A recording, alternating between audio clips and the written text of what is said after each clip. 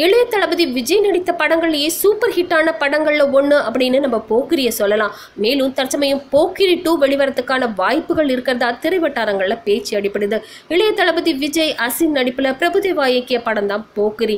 மேலும் இந்த படம் மகேஷ் பாபு தெலுங்குல நடித்த படம் ஒன்றின் ரீமேக் அப்படிங்கிறது ரொம்பவே குறிப்பிடத்தக்கது.